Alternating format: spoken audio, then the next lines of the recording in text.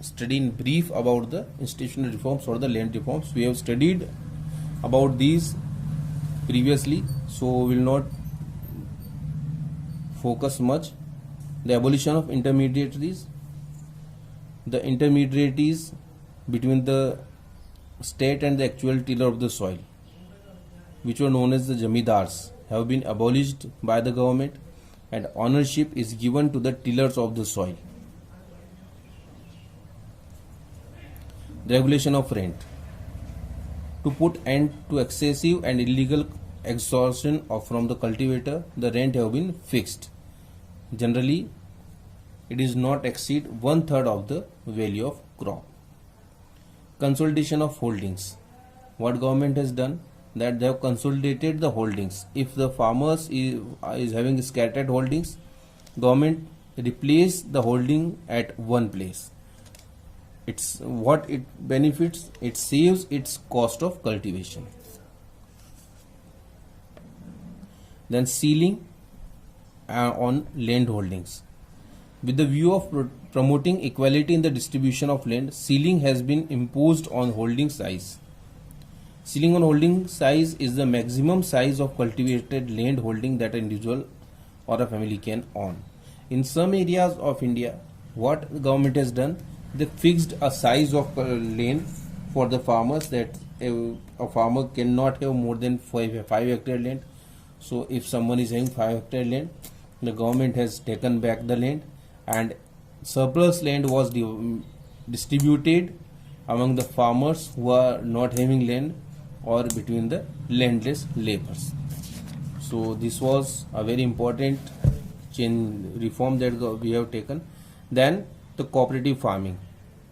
In many areas where the people are having the small holdings, what they done, they came together, they and mixed their farm, made a big farm, and then started cooperative farming, so that they can get more produce and they can sell their produce at a good price.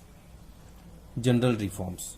What general reforms we have done is the expansion of irrigation facilities. We have done a lot in the field of irrigation. Now we have canals in many parts of India for irrigation. So many people can produce the agricultural production in their farms. Provision of credit. Government has done a provision of credit so that the farmers can get interest from money on interest from credit societies on lower interest rate. The rural development banks have been established for the purpose. The credit societies has been formed. The NABARD, the regional rural bank, all commercial institutes have been set up for the purpose. Then regulated marketing societies or cooperative marketing societies have been formed by the government so that the farmer can sell their produce timely and they can get payment timely, and they can sell their produce on a good price. And if they are not getting a good price, then what government has done, they introduce the price support policy. It means they are started giving minimum support price for the agricultural produce, and no one can purchase if the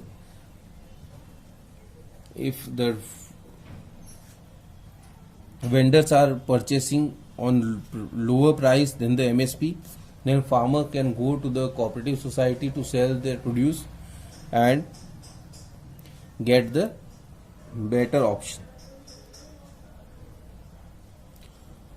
The achievement of agrarian reforms can be seen in the form of Green Revolution.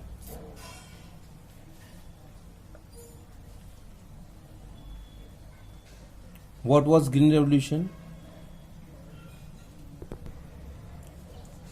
The term green refers to crops and revolution refers to spurt or the growth.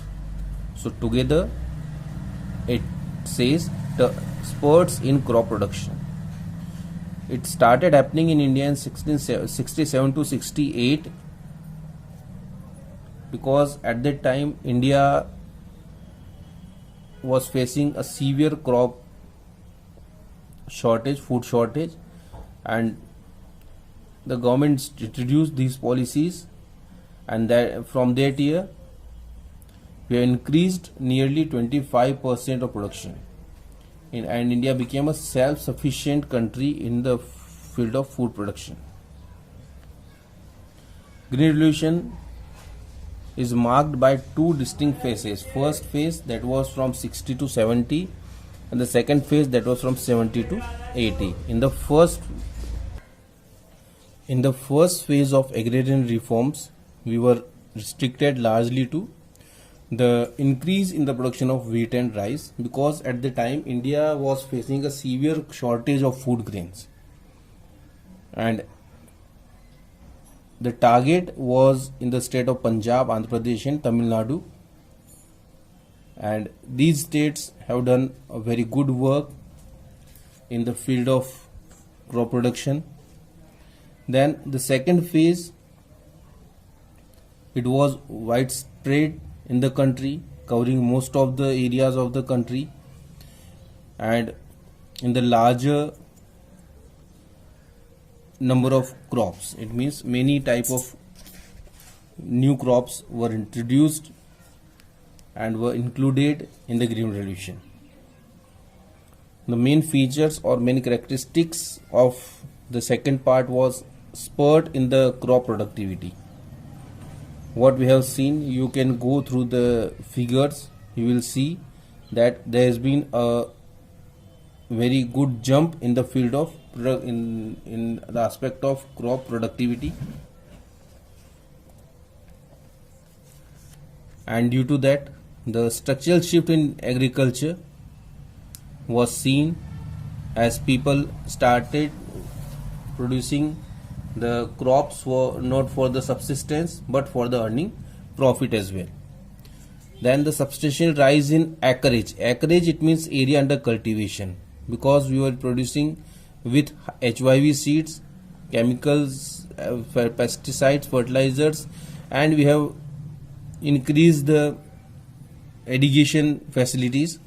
The substantial rise in acreage was seen in India. It means the area under cultivation was increased.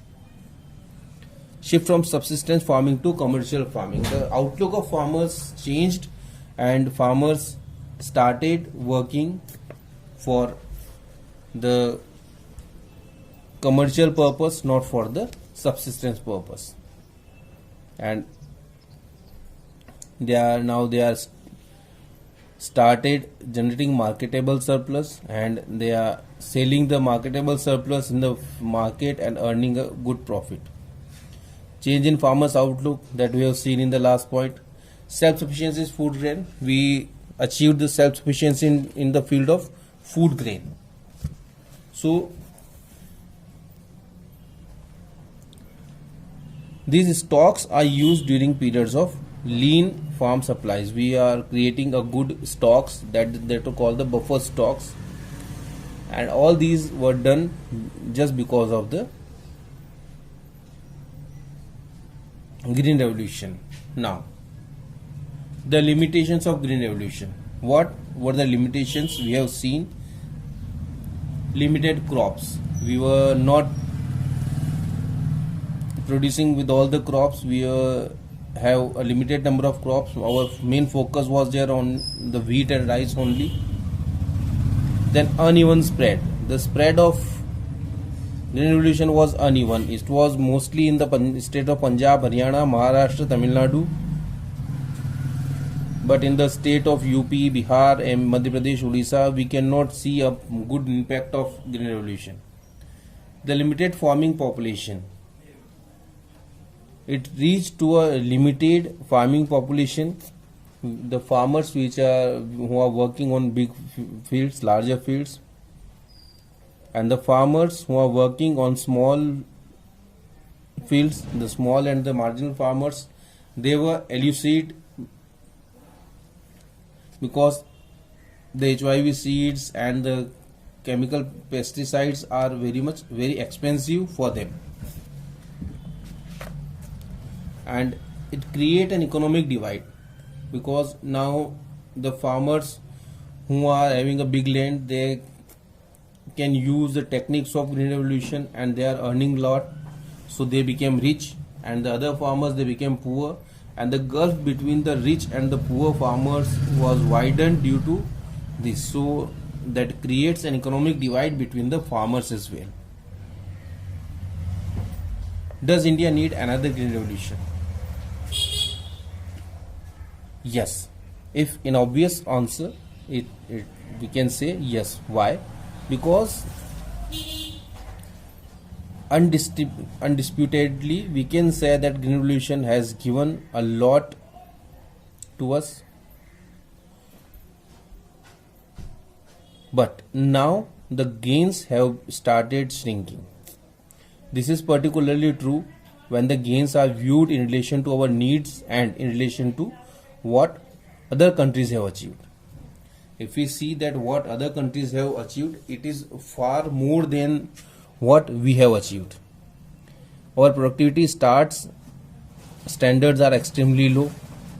Our food grain stocks are at the point of uncertainty. Most farmers in India continue to face uncertainties of weather.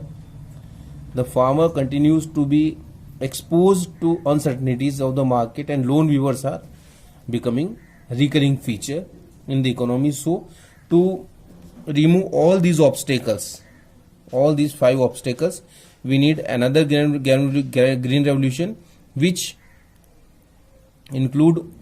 works for to eradicate all these problems. So this is about agriculture in India. You should go through the exercise and you should prepare well with the exercise are given in the book. The questions and the answers, everything is given here in the book, so you should go through the exercise and prepare well. You will get notes for this chapter on the next day. Thank you.